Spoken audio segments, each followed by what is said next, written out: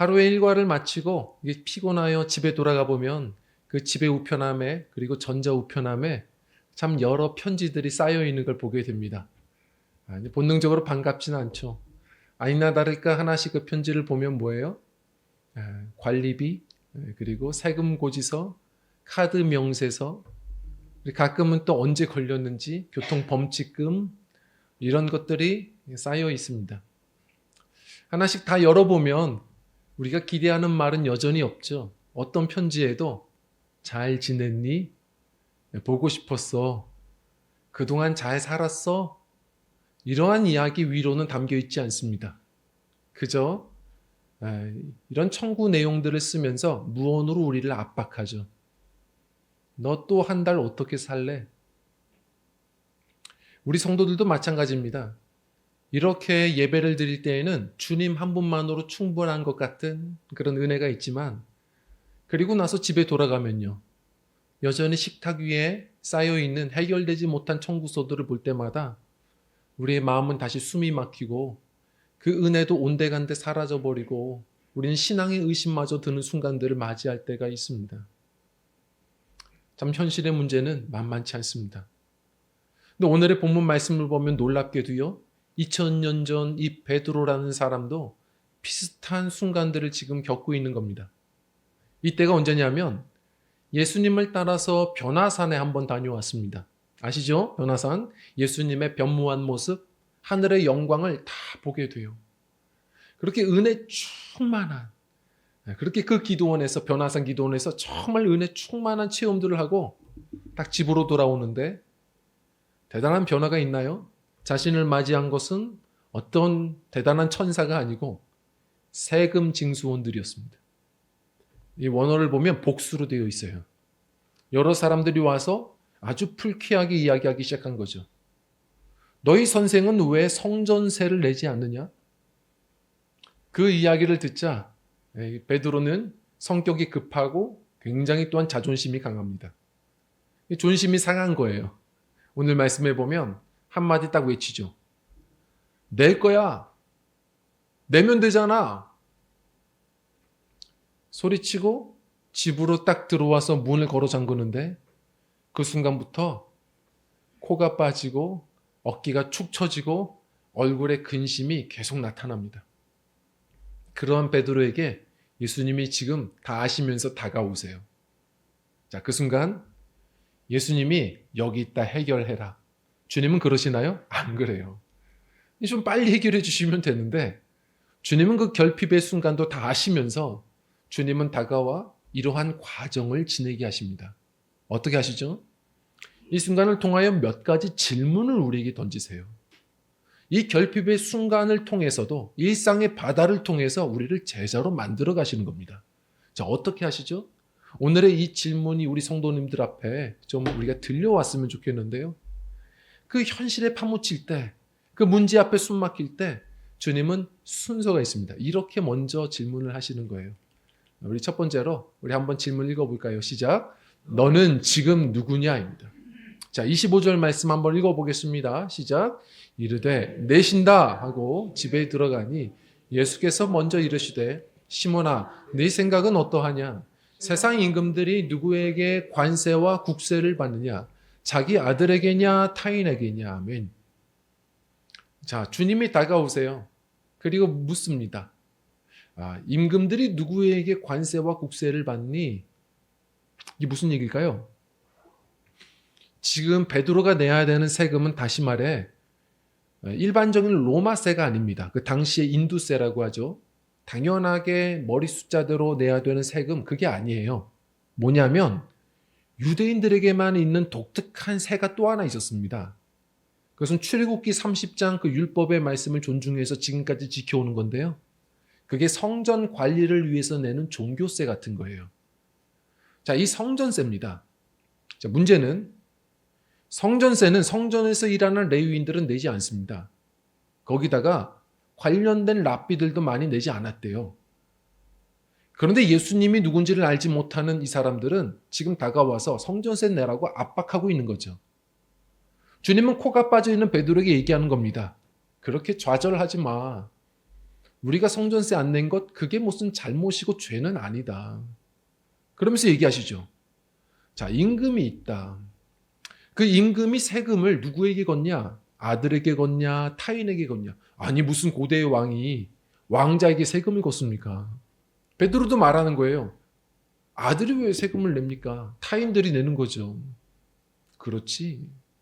그러면서 주님 뭐라고 하세요? 아들들도 마찬가지니라. 이렇게 얘기하십니다. 성도들, 예수님이 누굽니까? 성전의 주인이에요. 성전의 주인이 왜 성전세를 냅니까? 예수님은 하나님의 아들입니다. 아들이 왜 세금을 냅니까? 자, 그런데 주님은 우리 모두가 하나님의 자녀라는 겁니다. 성전은 하나님의 집이라면서요. 이것은 물론 율법으로는 그럴지 모르겠지만 주님의 복음은 그렇지 않아요. 거기서 자유해라. 우리는 하나님의 아들들이다. 이렇게 먼저 말씀하세요. 이것은 세금을 안 내겠다는 얘기가 아닙니다. 주님은 항상 어떻게 먼저 얘기하시는 거냐면 우리의 정체성을 먼저 회복시키시는 거세요. 이런 겁니다. 코 빠지지 마. 이 순간에도 너는 잊지 말아라. 너희 신분은 바뀌지 않아. 너는 여전히 문제가 있든 없든 너는 사랑받는 하나님의 자녀야. 이것 먼저 가르치시는 하나님이세요. 이게 왜 중요할까요? 예전에 그 해리포터라는 영화를 보면 이 주인공 해리가 부모님을 잃고 이모 집에서 괄시를 받으며 11년 동안 그 벽장, 계단 밑에 벽장에서 갇히며 살아갑니다. 불쌍하게 살죠? 근데 딱 11년 생일이 되었을 때 그때 해그리드라고 하는 그런 거구의 마법사가 문을 박차고 들어와 이야기하죠. 너는 마법사야. 아주 훌륭한 특별한 마법사지. 너희 부모님이 그랬거든. 너 아니? 네 이마에 흉터 있는 거. 너희 부모님은 너를 버린 게 아니라 너를 지키기 위해서 대신 싸우다가 그렇게 목숨을 버리셨어. 너는 사랑받는 자녀야. 그 얘기를 듣자 사실 순간 삶이 변한 건 없지만 그는 그 마음이 다시 열리기 시작하고 시야가 넓어지기 시작한 것이었죠. 성도님들, 우리는 문제가 생기면 자꾸 지갑을 찾는데요. 성도들은 삶이 무너져서 망가지는 게 아니라 대부분 마음이 망가져서 무너집니다. 참 그렇게 누구에게도 말 못하는 경제 문제, 참 사람을 비참하게 만들어요. 그 순간 주눅 들고 어깨가 축 처지고 자존감이 다 망가지는 그 순간에 기도하고 말씀을 보면 주님은 여전히 말씀하세요. 너 잊지 마. 여전히 하나님이 너의 아버지 되시고 너희는 사랑받는 자녀야. 사랑한다 아들아 내가 너를 잘 아노라. 사랑하는 아들아 딸아 말씀해 주십니다. 제가 예전에 아이들이 어렸을 때 생각이 나요. 이제 교회를 오는데 아이들이 이렇게 늦게 일어납니다. 이 주일 예배 시간이 얼마 남지 않은 것 같은데 안 일어나요. 그래서 좀 얘기 좀 하다가 늦잠을 자고 자꾸 늦는 것 같아서 예배 다 마치고 그리고 집에 가서 아이들 앉혀놓고 얘기를 시작합니다. 얘들아, 주일인데 아빠가 언제 예배 늦는 거 봤냐? 아빠는 주일만이 아니라 수요 예배, 금요 예배, 새벽 예배, 주일 예배 빠지지 않고 늦지 않는다. 이렇게 얘기했더니 아이들이 가만히 있다가 아빠는 그래야죠.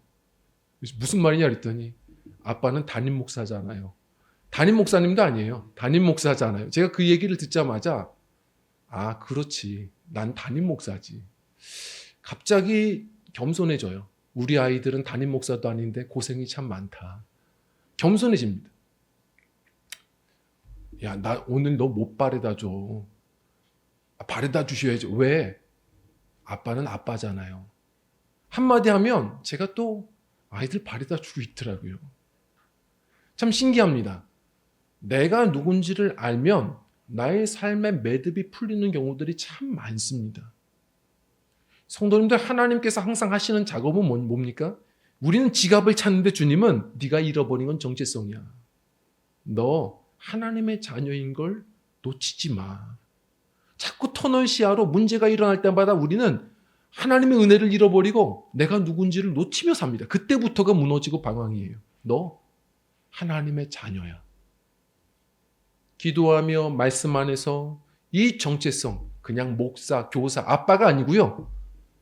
평생 변함없는 어떤 것으로도 바뀔 수 없는 이 놀라운 복음의 정체성. 그게 뭐예요? 나는 하나님의 자녀라는 사실. 그걸 우리 주님께서 다시 깨닫게 하실 때, 우리가 그것을 다시 마음으로 품을 때 잊지 마십시오. 우리는 다시 마음이 벽장 밖으로 나와 다시 하늘을 보게 됩니다. 성도는 다시 어깨가 펴지는 거예요. 우리는 하나님의 자녀야. 그것부터 시작하십니다. 자, 정체성을 우리에게 가르치시고 그 다음에 하시는 질문이 있습니다. 그게 좀 어려워요. 우리 한번 좀 읽어볼까요? 시작. 어디로 가야 하느냐입니다. 자, 어디로 가야 하느냐? 주님이 이렇게 말씀하세요. 자, 우리는 누구냐? 왕의 자녀들이다. 이 부분에 있어서 자유하다. 아니, 성전세 하나님이 주인이시고 우리는 이 부분에 있어서 자유하다. 자, 그런데 왕의 자녀이기 때문에 내지 않아도 돼가 아닙니다. 왕의 자녀이기 때문에 내야지 말씀하십니다. 이게 무슨 말입니까? 왕의 자녀이기 때문에 내야 된답니다. 잊지 마십시오. 왕의 자녀로서 갖는 권리가 있습니다. 안 내는 건 권리죠. 그러나 그러면서도 내는 건 품격입니다. 우리는 하나님의 자녀들, 이 세상 앞에 선한 영향력과 덕을 끼치며 살아가야 하는 그리스도인들이라는 겁니다. 지금 세금을 거두러 온 사람들은 주님이 누군지 모릅니다. 그래서 마땅히 그렇게 징수하려고 찾아온 거예요. 그들과 삿대질을 하면서 싸우는 게 덕이 되겠느냐? 그리고 여전히 복음을 알지 못해서 힘든 가운데에서도 성전세를 내고 사는 사람들, 주님을 모르고 성전세를 내며 사는 사람들, 그들도 그렇게 살아가는데 순회 전도를 하는 우리가 우리의 권리만 주장하고 욕심을 채우면 그들에게 이 말씀이 들리겠느냐? 우리도 내자. 이렇게 말씀하시는 겁니다. 자, 한번 생각해 보십시오. 제가 가끔 이렇게 이야기를 합니다. 아니, 주님이 우리를 자유케 하셨다면서요. 베드로가 이때 예수님께 배우고 나중에 교회의 형제들에게 말씀으로 가르치는 순간들이 있었습니다. 이 베드로전서 2장 16절인데요. 우리 한번 좀 읽어보겠습니다. 시작. 자유하나 그 자유로 악을 가리는 데 쓰지 말고 오직 하나님의 종과 같이 하라. 아멘. 주님께서 우리를 자유케 하셨지만 내 마음대로 사는 게 아니라 우리는 그리스도의 종으로 사랑의 종노릇하며 살아가야 될 또한 마땅한 의무가 있다는 겁니다. 그래서 우리의 생각은 조금 더 피곤하지만 복잡합니다. 이런 겁니다. 예를 들어서 예전에 어떤 청년들이 담배에 대해서 물어볼 때 제가 해줬던 좀 설명이 있습니다. 그때마다 늘 등장하는 목사님이 계세요. 스펄전 목사님이 그렇습니다. 18세기의 최고의 설교가셨거든요. 근데 그분이 당시에 그 런던의 문화는 담배가 그냥 일상 문화였습니다. 근데 이분도 그래서 즐겨 피는 담배가 있었고 골초이셨어요. 그런데 이분이 어느 순간 매 순간 사람들이 질문할 때 저는 자유합니다. 이건 그냥 저의 취향입니다. 이것 자체가 무슨 큰 죄는 아닙니다. 저는 자유예요. 괜찮습니다. 라고 말했지만 어느 순간 하루아침에 담배를 끊으셨어요. 이유가 뭔가 했더니 청소년들이 목사님이 담배 핀다 하니까 그걸 따라가는 겁니다. 그리고 주변의 가게에서 목사님의 유명세를 가지고 스펄전 목사님 사진과 함께 그 담배를 광고하는 거예요. 그걸 딱 보자마자 오늘부터 끊습니다. 왜냐하면 이게 내가 자유하지만 다른 사람에게 선한 덕이 되지는 못하니까. 다른 사람들을 배려하는 겁니다. 나는 괜찮은데 다른 사람들을 배려해야 되기 때문에. 사랑으로 종노릇해야 되니까. 예전에 그 임석근 목사님이라는 분이 계십니다. 이분이 전과 육범인데요. 그 청송교도소에서 참 긴 세월 고생을 하다가 거기서 복음을 영접하고 예수님 영접하고 완전히 달라졌어요. 제소자들을 위해서 말씀으로 섬기고 고생하고 수고하는 일들을 하며 살았습니다. 모범수로 결국 출소하게 되죠. 자, 자유해졌습니다. 자유했지만 이분은 집으로 돌아가지 않습니다. 다만 선교회를 통해서 그분이 리더가 또 돼서 뭘 하죠? 제소자들이 나오면 갈 데가 없거든요. 그래서 다시 재범률들이 많아지는 겁니다. 이분들 요청하면 그분들이 살아갈 수 있도록 정착할 수 있도록 최선을 다해 섬기는 후원받아 섬기는 다만 선교회를 만들었어요. 그래서 이분을 따라서 같이 말씀 공부하다가 지금 벌써요. 그 출소되어서 다만 선교회를 통하여 신학교 가서 목사님이 되신 분들이 15명이 넘습니다. 많은 영향력이 있어요. 또 거기서 사회에 정착시켰던 사람들은 수없이 많습니다. 이분은 자유합니다. 그렇지만 사랑으로 갇힌 자가 되어서 계속 삽니다. 그리스도인들은 그렇습니다. 그렇게 쭈구리로 살라는 게 아닙니다. 어깨 펴라. 하나님이 너희 아버지 되신다. 당당해라. 그러나 당당하다고 해서 네 맘대로 사는 게 아니라 이제는 자유하지만 다른 사람들에게 덕을 끼치기 위해서 우린 희생하며 또 섬기는 삶을 살아가야 한다. 주님은 그렇게 말씀하시는 겁니다. 제가 왜 이렇게 얘기하냐면 예전에 어떤 뉴스를 보다가 어떤 대형 교회 목사님이 막 교회에 어떤 욕심이 있었던 것 같아요. 세상법 위에 교회법이 있다고 막 얘기하며 우리 싸웁시다 그러는 겁니다. 성도님들 그것이 그리스도인들의 모습이겠습니까? 우리 믿음의 사람들은 또 믿음의 법이 있고 신앙의 법이 있지만 우리는 또한 그러하기에 선한 덕을 끼쳐야 하기에 또 우리는 세상의 법도 존중하고 지키며 모범이 되어 살아가야 되는 역할들도 해야 한다는 겁니다. 자, 그런데 궁금한 거죠. 그럼 어떻게 해요? 지금 주님께서는 갑자기 마음을 위로하시다가 내라는 거예요. 한마디로 내라는 겁니다. 어떻게 냅니까? 없는데요. 이 순간 주님이 뭐라고 하세요? 너 변화산으로 다시 올라가 기도해. 아니에요. 너 기도했잖아. 은혜 받았잖아. 너의 일상에 어디로요? 바다로 다시 가라. 바다로 가서 너 다른 건 못해도 어부잖냐. 그냥 낚싯바늘 던질 수는 있지 않냐. 던져봐라. 거기서 물고기가 잡힐 거야. 그 물고기 입속에 네가 필요한 그 한세겔이 있을 것이다. 바다로 가랍니다. 너 기도했잖아. 기도했으니 너 출근도 해라. 너 은혜 받았잖아. 은혜 받았으니 거래처부터 빨리 달려가 봐라. 너 말씀에 아멘 했지 않니? 그러니 관공서에 연락해서 방법부터 한번 좀 찾아봐라. 너희가 할 수 있는 것, 일상을 도망가지 말고 그리스도인은 이 세상 앞에서 또 본이 되어야 된다. 그래서 그 일상 앞에 도망가지 말고 나와 함께 책임지며 살자. 주님이 뭐라고 하시는 겁니까? 믿음은요, 현실을 외면하는 게 아닙니다. 믿음은 주님과 함께 하루하루 현실을 맞닥뜨리고 책임지며 사는 겁니다. 그게 덕이고 그것이 본이고 그것이 주님께서 말씀하시는 길입니다. 우리의 인생의 바다를 피하지 않는 겁니다. 현실의 문제를 외면하지 않는 겁니다. 그러나 나 혼자 끙끙대었다면 염려는 맡기고 주님과 함께 다시 책임 있는 자리에 내가 할 수 있는 일들을 한번 해보는 겁니다. 자, 그럴 때 주님이 이제 마지막입니다. 이렇게 질문하십니다. 우리 한번 좀 읽어볼까요? 시작. 누가 공급하느냐입니다. 우리 17절 말씀 한번 읽어볼게요. 시작. 그러나 우리가 그들이 실족하지 않게 하기 위하여 네가 바다에 가서 낚시를 던져 먼저 오르는 고기를 가져 입을 열면 돈 한 세겔을 얻을 것이니 가져다가 나와 너를 위하여 주라 하시니. 아멘. 다른 사람들 실족할지 모른다. 우리 모범이 되어서 내자. 자유하지만 내자. 어떻게? 일상의 바다로 가봐라. 네가 하던 거 낚싯바늘 한번 던져봐라. 물고기가 올라올 거야. 왜 이렇게 하시는 겁니까? 주님이. 이런 일들이 있을 수 있습니까? 주님은 왜 이런 기적을 꼭 베푸시면서까지 그 한 세겔 주시려고? 왜 이렇게 하시는 겁니까?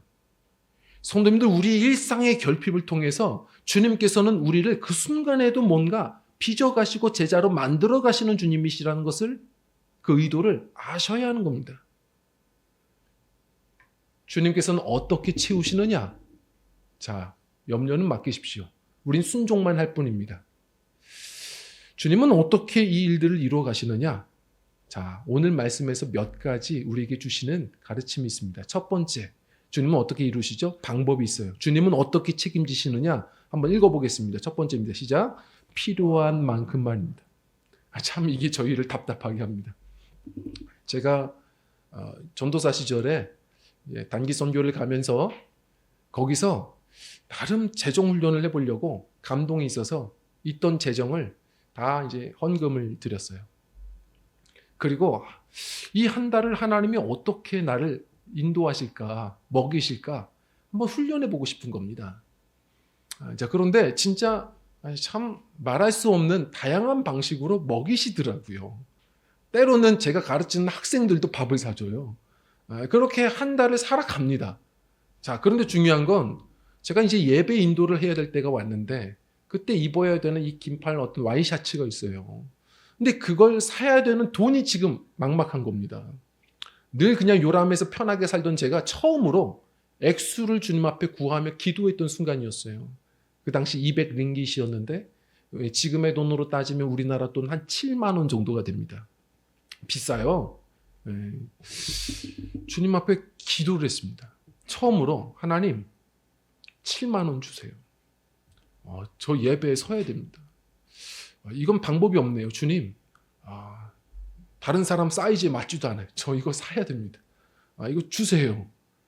그렇게 기도를 하는데 정말 주일이 다가오기 전에 하루는 새벽 예배 때 기도하고 눈을 딱 떴는데 봉투가 하나 옆에 있어요.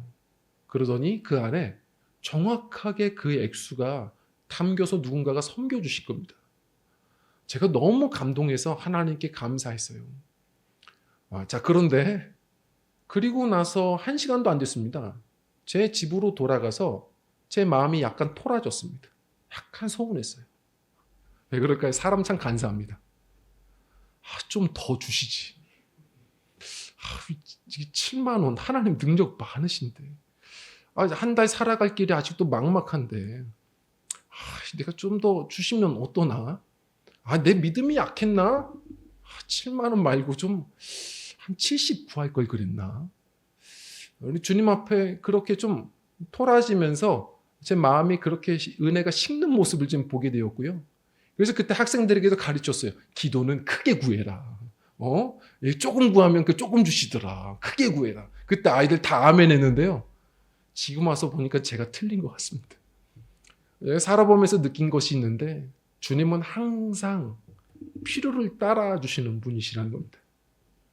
더하게 주시지 않으세요. 우리가 그 필요를 알고 필요를 구할 때까지 또 기다리시기도 합니다. 왜 그럴까요? 우리가 늘 기도하는 것처럼 일용할 양식을 주셔서 하나님은 매 순간 감사하도록, 그리고 매 순간 기도하지 않으면 살 수 없도록 우리를 기도의 용사로 매 순간 빚어가시는 하나님이시라는 겁니다. 제가 그래서 수없는 성도님들과 대화 나눠보면 다 공통점이 있습니다. 어떻게 힘들지 않으세요? 그러면 하나님이 공급해 주십니다. 어떻게요? 딱 필요한 만큼요. 딱 하루 살 만큼요. 여기까지도 그렇게 주님이 이끄셨습니다. 성도님들, 오늘의 7만 원으로 실망하지 마십시오. 오늘의 이 짐을 해결하시는 주님은 내일의 문제 그 7만 원도 또 해결하시는 하나님이십니다. 매 순간 나의 필요를 채우시고 하시는 주님 앞에 더 붙어 기도하며 나아가시는 우리 주님의 제자들이 되셨으면 좋겠습니다. 그리고 또 하나, 우리 두 번째입니다. 우리 한번 좀 읽어볼까요? 시작. 순종의 자리에서입니다. 순종의 자리에서 일을 이루십니다. 우리의 생각, 우리의 구호 거기서 이루시지 않고요. 말씀을 따라 순종했을 때 주시는 은혜. 그래서 우리를 또 말씀의 사람으로 빚어가시는 겁니다. 2001년도 9월 11일에 9.11 테러 사건이 있을 때 기억나세요? 그때 기적적으로 그곳에 출근하던 사람들 중에 살았던 사람들이 있었죠. 어떤 사람들입니까? 우연한 지연을 겪었던 사람들입니다. 어떤 사람들이죠? 예를 들어서 그날따라 아이 유치원 버스가 늦게 와서 기다리다가 지각한 사람. 그날따라 커피를 가지고 오다가 누군가와 부딪혀서 엎질러져서 그걸 닦고 오다가 지각한 사람. 그 이이돈 장로님도 있잖아요. 그분 간증이 뭐예요? 그분이 그 세계무역센터 부총재, 입지전적인 분입니다. 근데 그분이 기도하며 부총재까지 됐는데 뭐라고 하셨어요? 그 당시에 간증에? 그날따라 공항에서 늦을까봐 빨리 택시를 타고 가려고 하는데 너무 피곤해서 커피 한 잔을 시키려고 줄을 섰는데 그날따라 그 공항의 커피숍에 줄이 너무 길어서 옆에 있는 가게에 섰는데 거기는 커피가 아니라 주스집이에요. 그래서 딸기 주스를 그래서 어쩔 수 없이 사서 먹는데 그걸 먹고서 배탈이 나가지고 화장실을 계속 왔다 갔다 하다가 처음으로 30분을 늦은 겁니다. 하나님 왜 저에게 이런 시련을 그렇게 불평하고 괴롭게 해서 왔는데 30분 늦었거든요. 자신의 방이 77층입니다. 근데 그 위에 90층쯤에 비행기가 박혀 있는 거죠. 내 시간대로 되지 않는 순간들을 겪을 때가 있습니다. 그때 믿음의 사람들은 실망하는 게 아닙니다. 하나님의 시간이 지금 시작되나 보다. 오히려 기대하시는 겁니다. 내 방법이 끝나는 순간이 있습니다. 그때가 더 항복할 때입니다. 오히려 나를 포기하십시오. 그때는 주님의 방법이 시작될 때 오히려 주님 말씀 앞에 예민하셔야 될 때입니다. 하나님께서는 하나님의 방식으로 일을 이루시는 분이시라는 사실을 놓치지 않아야 됩니다. 기대하시는 겁니다. 베드로 보십시오. 이 순종을 배우면서 결국은 하나님의 주님의 아름다운 제자로 세워져 갔습니다. 그 다음부터를 보십시오. 다음 주부터 나누겠지만 이리 오라 했더니 가잖아요. 그랬더니 누구도 경험하지 못한 바다 위를 걸어보게 됩니다. 너 그 배 오른편에다가 그물을 던지라. 밤새 던졌거든요. 안 됐었거든요. 던져보니 주님의 말씀에 의지하여 내렸더니 만선의 복을 얻는 역사를 경험합니다. 너 약속한 성령을 기다리라. 기다렸더니 성령 충만하여 초대교회 지도자가 됩니다. 성도님들, 하나님이 어떤 말씀을 주시나요? 이 결핍의 순간 기도하다 보면 주님은 우리를 위로하실 뿐만 아니라 내가 할 수 있는 우리 일상의 바다, 그곳에서 우리가 할 수 있는 말씀을 주실 때가 있습니다. 주님 말씀 의지해서 순종해 보시는 겁니다. 그 순간이 참 나는 내 방법대로 됐으면 좋겠죠. 우리 한국 사람들이 그렇습니다. 늘 빨리빨리 뭐가 이루어졌으면 좋겠어요. 누가 그러더라고요. 한국 사람들이 빨리빨리를 너무 좋아해서 그런지 우리나라 국제 전화번호도 아시죠? 82입니다. 82예요. 국가 전체가 빨리빨리예요. 그러나 제가 신앙생활을 보면서 우리 성도님들도 느끼시겠지만 어떠십니까? 내 방법, 내 방식대로 되다가 오히려 길게 돌아가야 되는 때도 참 많습니다. 우리 하나님의 말씀에 더 주목하시고 순종의 걸음을 걸으셔서 주님께서 예비하신 복을 누리시는 가장 아름다운 지름길을 걸으시는 믿음의 권속들이 되셨으면 좋겠습니다. 우리 마지막 세 번째인데요. 어떻게 이루시죠? 우리 한번 가장 중요한 말씀입니다. 한번 같이 읽어보겠습니다. 시작. 나와 너를 위하여입니다. 저는 이 말씀 묵상하다가 정말 은혜의 뚝이 터졌습니다. 오늘 말씀 보면 주님이 뭐라고 하세요? 딱 그 필요한 한 세겔 네가 순종할 때 거둘 거야. 나와 너를 위하여 주라. 무슨 말씀입니까? 많은 분들이 오해하십니다. 내가 지금 이렇게 자녀가 힘든데 주님은 지금 졸고 계시나? 나를 왜 이렇게 외롭게 혼자 두시지? 그렇지 않습니다. 우리가 착각할 뿐입니다. 주님은 우리를 지금 빚어가시는 과정입니다. 주님은 여전히 우리를 사랑하십니다. 주님이 때가 되면 뭐라고 하시죠? 자, 여기 있다. 나와 너를 위하여 주라. 주님은 내 문제, 네 문제 따로 얘기하지 않으십니다. 지금 우리의 현실 문제요. 주님은 우리의 문제로 묶으십니다. 우리 성도님들 혼자 아니십니다. 여전히 주님이 보고 계시고 알고 계시고 주님은 주님의 정하신 때 정하신 방법을 지금도 세고 계시며 주님께서는 공급하실 준비를 하고 계신다는 겁니다. 이 문제는 우리의 문제다 말씀하시는 겁니다. 혼자가 아니십니다. 성도님들의 문제를 자꾸 말씀하시는 이유는 성도님들의 인생을 통하여 주님은 받으실 영광이 있습니다. 이 문제를 통하여 주님께서는 당신의 자존심을 거십니다. 왜냐하면 자녀들이시니까. 가끔 제가 요 밑에 편의점 보면 우리 예전에 보면 장모님들이 이렇게 아이들 데리고 가시는 모습을 봅니다. 이 아이들이 신나서 막 이런 젤리도 과자도 막 이렇게 손에 쥐어요.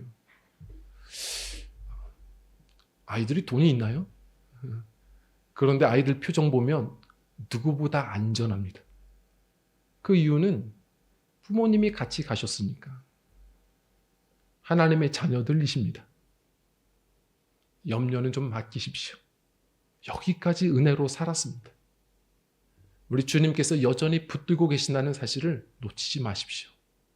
이 순간에도 우리가 해야 될 일은 더 주님 앞에 기도의 자리로 나아가는 겁니다.